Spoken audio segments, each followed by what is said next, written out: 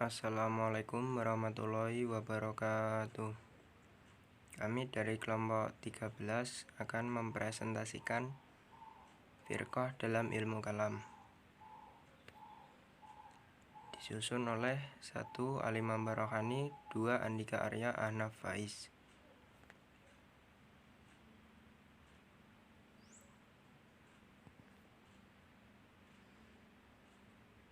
Firqah dalam ilmu kalam dibagi menjadi 4.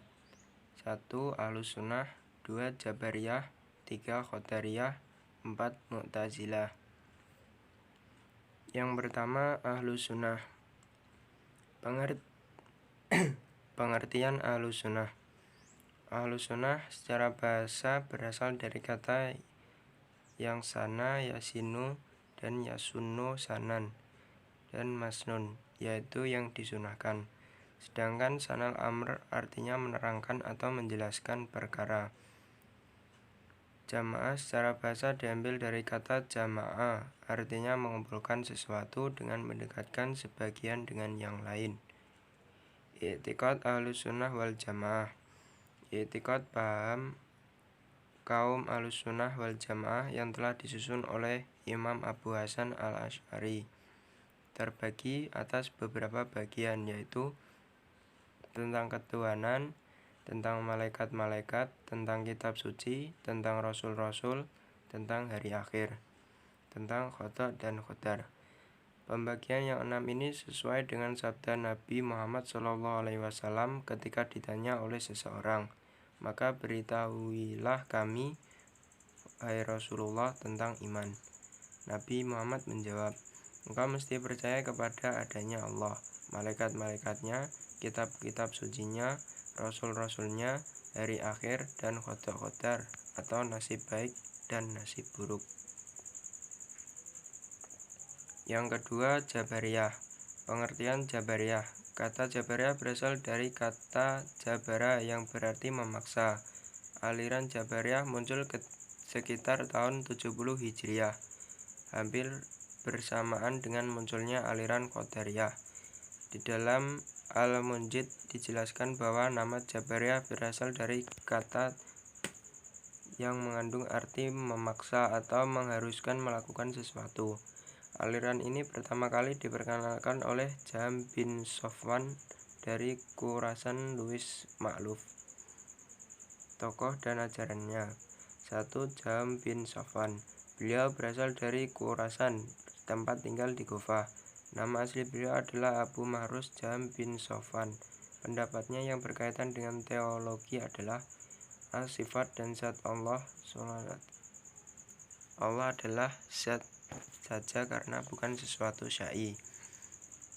2. Melihat Allah. Jahm berpendapat bahwa Allah kelak di hari kiamat tidak dapat dilihat. 3. Kehancuran surga dan neraka. Menurut Jahm, manusia akan kekal baik di dalam surga maupun di dalam neraka. Pendapat yang kedua yaitu Ja'ad bin Dirham. Ja'ad bin Dirham adalah seorang maulana Bani Hakim. Beliau bertempat tinggal di Damaskus. Doktrin pokok Ja'ad secara umum adalah sama dengan Jahm, yakni 1. Allah tidak mempunyai sifat yang serupa dengan makhluk. 2. Manusia terpaksa oleh Allah dalam segala-galanya. Selanjutnya, Qadariyah. Pengertian Qadariyah. Qadariyah berasal dari bahasa Arab, yaitu qadara yang artinya kemampuan atau kekuatan. Adapun secara terminologi, Qadariyah adalah suatu aliran yang mempercayai bahwa segala tindakan manusia tidak diintervensi oleh Allah Subhanahu wa Ta'ala. Aliran ini pertama kali dimunculkan Ma'bad al-Juhani dan temannya Ghailan al-Dimsyqi pada tahun 70 Hijriah. Tokoh dan ajaran Qadariyah. 1. Ma'bad al-Juhani. Pendiri aliran Qadariyah yang seringkali disebut-sebut berasal dari suku Juhayya.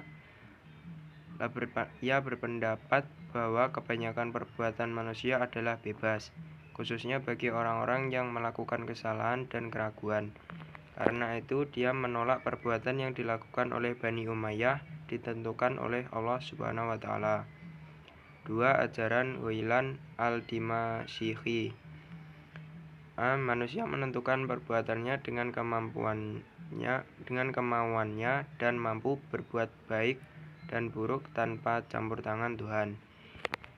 Iman ialah mengetahui dan mengakui Allah dan Rasul-Nya, sedangkan amal perbuatan tidak memengaruhi iman. B. Al-Quran itu makhluk. C. Allah tidak memiliki sifat. D. Iman adalah hak semua orang dan bukan dominasi Quraisy, asal cakap dan berpegang teguh pada sunnah. Selanjutnya, Mu'tazilah. Secara harfiah, kata Mu'tazilah berasal dari i'tazala yang berarti berpisah atau memisahkan diri, yang berarti juga menjauh atau menjauhkan diri. Pemberian nama Mu'tazilah kepada mereka berpusat pada peristiwa yang terjadi pada Wasil bin Atha serta temannya Amri bin Ubaid dan Hasan Basri bin Basrah sekitar 700 Masehi di Irak. Kemunculan ini adalah karena Wasil bin Atha berpendapat bahwa Muslim berdosa besar bukan mukmin dan bukan kafir, yang berarti ia fasik. Imam Hasan al-Basri berpendapat mukmin berdosa besar masih berstatus mukmin. Inilah awal kemunculan paham ini dikarenakan perselisihan tersebut antara murid dan guru, dan akhirnya golongan Mu'tazilah pun dinisbahkan kepadanya. Doktrin ajaran Mu'tazilah. 1. At-Tauhid atau keesaan Allah. Meyakini sepenuhnya hanya Allah Subhanahu wa Ta'ala yang Maha Esa. Tidak ada yang serupa dengannya. Mereka menganggap konsep tauhid ini yang paling murni, sehingga mereka senang disebut Ahlut Tauhid atau pembela tauhid. Dalam mempertahankan paham keesaan Allah Subhanahu wa Ta'ala, mereka meniadakan segala sifat Allah, yaitu bahwa Tuhan tidak mempunyai sifat yang berdiri di luar zatnya. Kaum Mu'tazilah enggan mengakui adanya sifat Tuhan dalam pengertian sesuatu yang melekat pada zat Tuhan. 2. Al-Adl, keadilan Tuhan. Paham keadilan yang dikehendaki Mu'tazilah adalah bahwa Allah Subhanahu wa Ta'ala tidak menghendaki keburukan, tidak menciptakan perbuatan manusia, dan manusia dapat mengerjakan perintah-perintahnya dan meninggalkan larangan-larangannya dengan qudrah atau kekuasaan yang ditetapkan Allah Subhanahu wa Ta'ala pada diri manusia itu.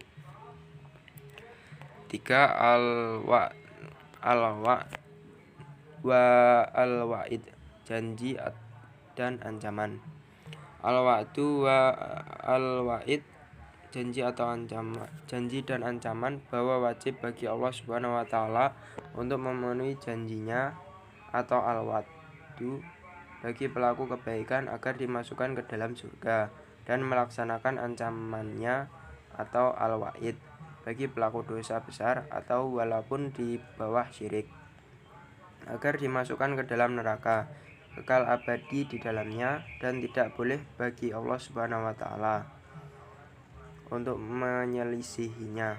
Karena inilah mereka disebut dengan wa'idiyah. 4. Al-manzilah bain al-manzilatain, atau posisi di antara dua tempat, adalah suatu tempat antara surga dan neraka sebagai konsekuensi dari pemahaman yang mengatakan bahwa pelaku dosa besar adalah fasik, tidak dikatakan beriman dan tidak pula dikatakan kafir. Dia tidak berhak dihukumkan mukmin dan tidak pula dihukumkan kafir. 5. Amar ma'ruf dan nahi munkar. Dalam pandangan Mu'tazilah, dalam keadaan normal pelaksanaan al-amru bil ma'ruf wa nahyu anil munkari itu cukup dengan seruan saja, tetapi dalam keadaan tertentu perlu kekerasan. Mungkin cukup sekian dari presentasi kelompok kami. Apabila ada kurang lebihnya kami mohon maaf. Wassalamualaikum warahmatullahi wabarakatuh.